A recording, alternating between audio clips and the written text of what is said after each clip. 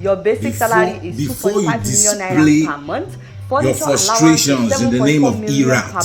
Listen to how much your lawmakers are making. Allowance. Nobody is reading newspaper, by the way, but they still get 1.2 million naira per month to buy newspaper. And then they have wardrobe allowance, 221,000 every month. Recess allowance is 248,000 every month. This is different. And get sense. Watch it and get sense and say bye-bye to your mumurity. Say bye-bye to your mumurity or you remain frustrated for life. Shame on you. Shame. The money for newspaper service is not even... Nobody is reading newspaper, by the way, but they still get 1.2 million spent on you. The money for newspapers on then your, they have all this your mumurity, all this ranting on social media, talking trash. Watch and get sense. In Nigeria, by the way, all you need is secondary school certificate. Yet your basic salary is 2.5 million naira per month. Furniture allowance is 7.4 million per month. Who changes furniture every month? Newspaper allowance. Nobody is reading newspaper, by the way, but they still get 1.2 million naira per month to buy newspaper. And then they have wardrobe allowance, 621,000 every month. Recess allowance is 248,000 every month. This is different from leave allowance. What does that even mean? Another 248,000 per month. On top of that, they have accommodation allowance, 4.9 million every month. Is any one of them paying rent, sending me rent? Yet they are getting 4.9 million for accommodation every month. They have utilities allowance, 828,000 every month. Entertainment, 828,000 every month. And we're also paying for their personal assistant to 621,000 every month. And then they get vehicle maintenance allowance, 1.8 million. By the way, they also get 9.9 million every month to buy new vehicle. If they are buying new vehicles every month, should we also be paying another 1.1 million to maintain their vehicle? New vehicle, by the way, they are also getting severance gratuity, 1.8 million. And as if they have not insulted our intelligence enough, these lawmakers are also getting hardship allowance, 1.2 million naira every month. What hardship? What hardship are they facing? Now, despite all that ridiculous amount, all that ridiculous allowances, the money that they are given, which they are supposed to use to develop their constituencies, they are also pocketing. Many of them are also pocketing it. This year, by the way, they increased their constituency allowance. The senators increased their own from 200 million naira a year to some of them are now getting 400 million, some are getting 500 million. They call them senior senators.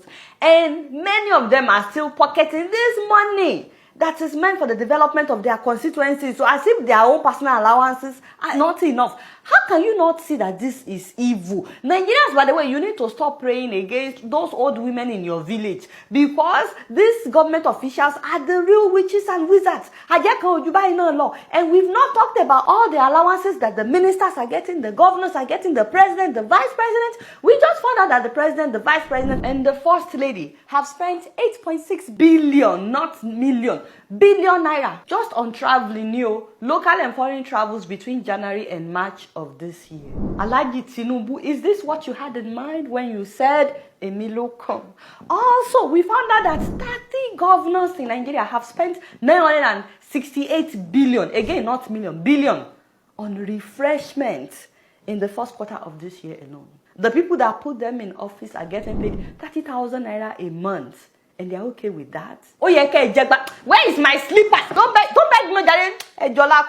Because some of these officials, they need to, they need to be caned. By the way, Labour Union was asking for 494,000 as the new minimum wage per month. Tinubu said that they cannot afford it, that is too much. So now they are hoping that the president would approve at least 100,000 naira. Let us keep our fingers crossed. In the meantime, they have suspended the strike for 5 days until they reach an agreement with the government. My people, I don't think that Nigeria will get better until we drastically cut down the salaries and all these allowances of government officials. Let me know what you guys think, because obviously most of them are not going there to serve.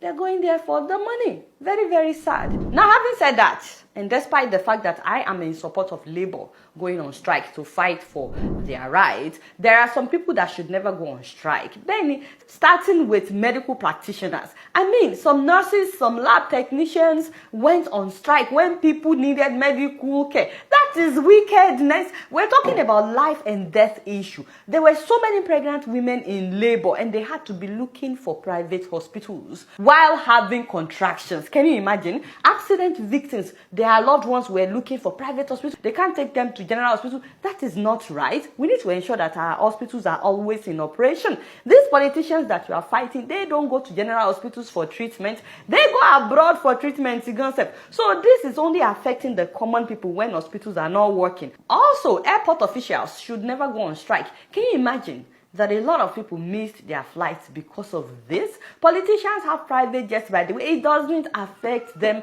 that airport officials went on strike. All local flights were grounded. A lot of people were screwed up. Even international flights were cancelled. Who is going to refund all these people's tickets? It's not fair. It's not fair. Let's not punish regular people for what the government is doing.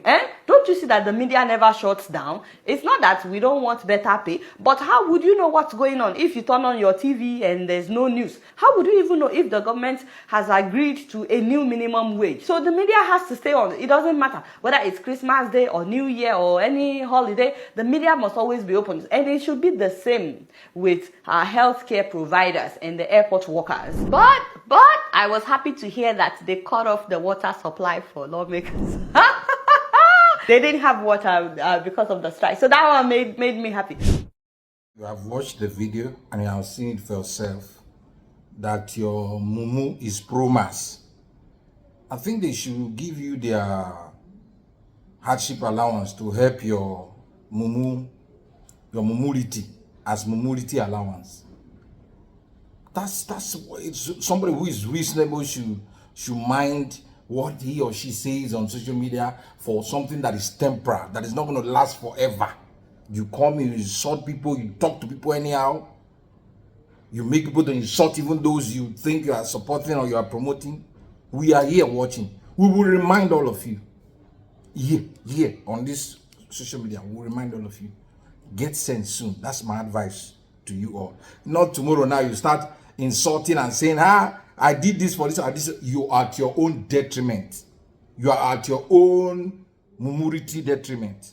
Get sense soon and save yourself.